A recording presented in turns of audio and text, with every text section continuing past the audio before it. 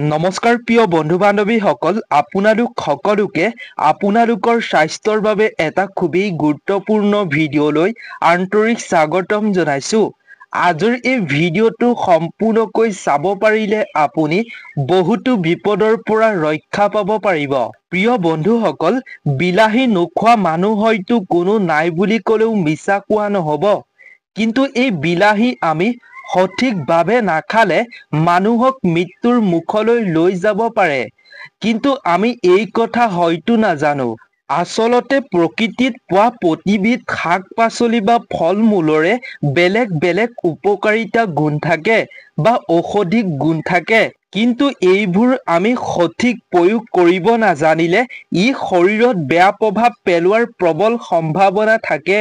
লগতে প্ৰিয় বন্ধুসকল, আমি যদি এই খাদ্যসমূহ সঠিক ৰূপে আমি সঠিকভাৱে গ্ৰহণ কৰোঁ, সঠিকভাৱে গ্ৰহণ কৰিলে আমাৰ শৰীৰৰ বিভিন্ন বেমাৰ আজাৰৰ পৰা আমি বাচি থকাৰ লগতে এটা সুস্থ সবল জীৱন যাপন জীয়াই থাকিব পাৰোঁ। প্ৰকৃতিত পোৱা বিভিন্ন উপকাৰী গুণেৰে ভৰপূৰ বিলাহী আমি নানা ধৰণে খাওঁ। তৰকাৰী, চালাড আদি বিভিন্ন ধৰণে খাওঁ। আমাৰ খাদ্য তালিকাত আমি বিলাহী অন্তৰ্ভুক্ত কৰোঁ। কিন্তু আমি বিলাহী খোৱাৰ কি লাভ বা লোকচান আছে আমাৰ বাবে, সেই কথা হয়তো আমি ভালদৰে নাজানো। কেনেধৰণৰ মানুহে বিলাহী খাব নালাগে, কেনেধৰণৰ মানুহে খাব লাগে, বিলাহী কেতিয়া আৰু কেনেকৈ খাব লাগে, বিলাহীৰ লগত কি বস্তু ভুলতো খাব নালাগে, কেতিয়াও খাব নালাগে, আপুনি এই সকলোবিলাক কথা আজিৰ ভিডিঅ'টোৰ জৰিয়তে সুন্দৰভাৱে আপোনাক বুজাই দিম। আপুনি সুন্দৰভাৱে বুজি ল'ব পাৰিব। তাৰ আগতে আপুনি এনেধৰণৰ নতুন নতুন তথ্য, নজনা কথা জানিব বিচাৰিলে এই চেনেলটো আপুনি ছাবস্ক্ৰাইব কৰি ৰাখিব। লগতে ভিডিঅ'টোত এটা লাইক কৰি আমাৰ মনোবল বঢ়াব বুলি আশা কৰিলোঁ। প্ৰিয় বন্ধুসকল, বিলাহী বছৰৰ 12টা মাহতেই উপলব্ধ আৰু খুব সহজতেই বিলাহী পোৱা যায়। প্ৰতিখন ঘৰতে অত্যাধিক মাত্ৰাত ব্যৱহাৰ কৰা শাক পাচলিৰ ভিতৰত বিলাহী অন্যতম। বিলাহীৰ মাজত এনেকুৱা কিছুমান উপকাৰী গুণ আছে, আপুনি হয়তো জানি আচৰিত হৈ পৰিব। বিলাহীৰ ভিতৰৰ ভাগটো মানুহৰ কলিজাৰ দৰে। এটা বিলাহীৰ মাজতে যদি আপুনি দুভাগ কৰি কাটি দিয়ে, তেতিয়া মানুহৰ কলিজাটোৰ দৰে দেখা পোৱা যায়। বিলাহীৰ বিষয়ে বিশ্বৰ বহু লোকে গৱেষণা কৰি নানা ধৰণৰ তথ্য পোহৰলৈ আনিছে। কিন্তু সাধাৰণ মানুহক যিবোৰ তথ্য সদৰি কৰা হৈছে, তাতোতকৈ বহু উপকাৰিতা গুণ এই বিলাহীত আছে। এই বিলাহী কেতিয়া কেনেকৈ খাব লাগে আৰু মানুহে বিলাহীৰ লগত কি বস্তু ভুলতো খাব নালাগে, তাৰ বিষয়ে জনাৰ আগতে আপুনি বিলাহীৰ উপকাৰিতাৰ বিষয়ে জানি লোৱাটো আপোনাৰ বাবে খুবেই জৰুৰী। গতিকে প্ৰিয় বন্ধুসকল, বিলাহীৰ প্ৰথমেই আমি আপোনালোকৰ লগত উপকাৰিতা গুণসমূহৰ বিষয়ে কৈ ল'ব বিচাৰিছোঁ। প্ৰিয় বন্ধুসকল, বিলাহীত ভিটামিন এ আৰু B1, B2, B3, B5, B6, B9, B12, C, D আৰু ভিটামিন কে থাকে।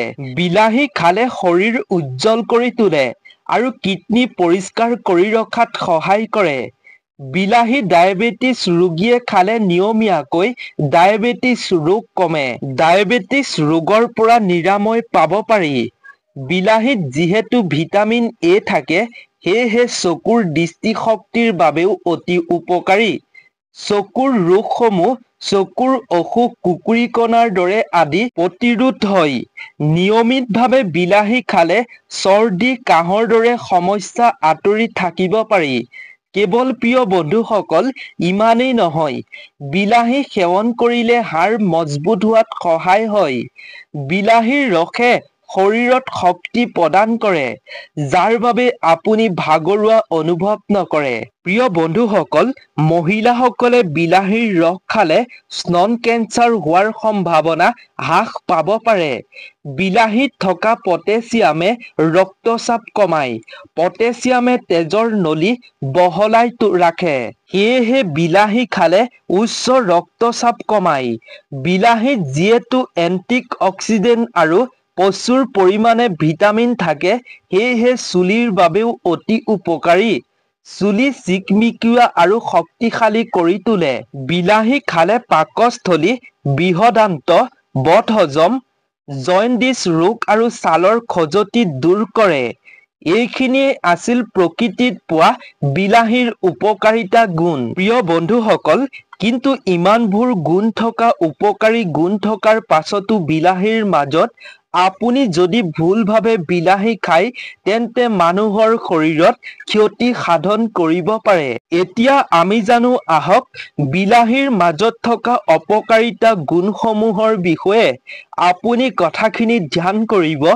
আপুনি এনে বস্তুৰ লগত কেতিয়াও বিলাহী ভুলতো নাখাব।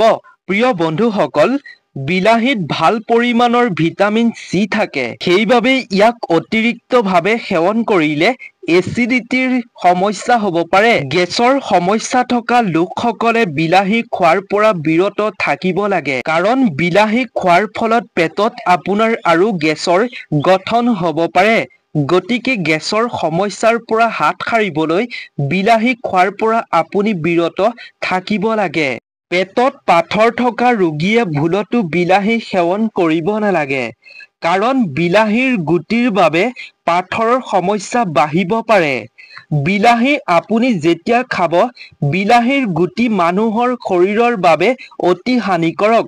সেইবাবে বিলাহী খোৱাৰ সময়ত আপুনি যেতিয়া চালাড বনাই আপুনি চালাড হিচাপে বিলাহী খাব, তেতিয়া আপুনি বিলাহীৰ গুটি যাতে আপোনাৰ পেটলৈ নাযায়, তাৰ প্ৰতি আপুনি ধ্যান ৰখাটো জৰুৰী। কিয়নো বিলাহীৰ গুটি সহজতে হজম নহয়, যাৰ বাবে পেটত পাথৰ হোৱাৰ সম্ভাৱনা থাকে।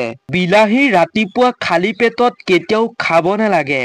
খালী পেটত বিলাহীৰ ৰস খালে বা বিলাহী খালে যাৰ ফলত ডায়েৰিয়া আৰু পেট জ্বলা-পোৰা হোৱাৰ সম্ভাৱনা থাকে। বিলাহী প্ৰকৃতিৰ এচিডিটি আৰু ইয়াৰ বীজে এচিডিটিক বৃদ্ধি কৰিব পাৰে।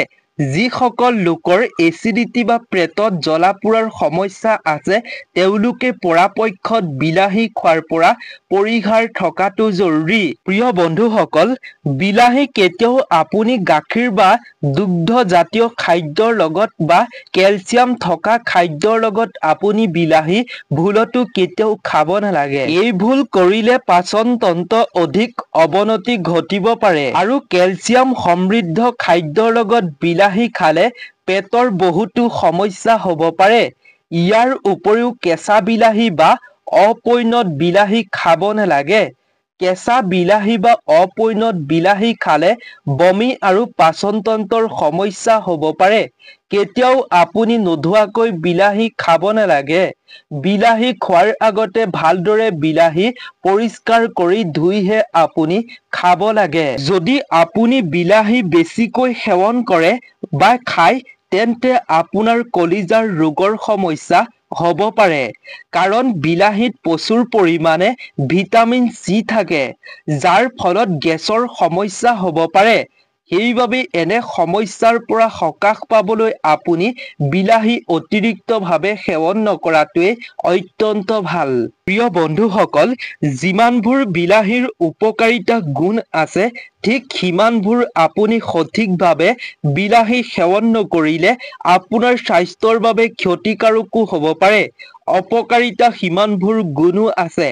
সেইবাবে বিলাহী খোৱাৰ সময়ত আপুনি এই কথাসমূহ আপুনি লক্ষ্য কৰিব লাগে। কেঁচা বিলাহীৰ যিমানবোৰ উপকাৰিতা গুণ আছে, ঠিক তাতোতকৈ বেছি আছে ৰ'দত শুকুৱাই থোৱা বিলাহীত। ৰ'দত শুকুৱাই থোৱা বিলাহী খালে আপোনাৰ স্বাস্থ্যৰ বাবে অতি উপকাৰী বুলি কোৱা হৈছে। সেইবাবে আজিৰ ভিডিঅ'টো চাই যদি আপুনি ভাল পালে, যদি নজনা কথা জানিব পাৰিলে, তেন্তে আপোনাৰ আত্মীয় স্বজন বন্ধুবৰ্গৰ লগতো এই ভিডিঅ'টো শ্বেয়াৰ কৰি দিব যাতে তেওঁলোকেও বিলাহী খোৱাৰ পূৰ্বেই এইখিনি কথা জানিব পাৰে।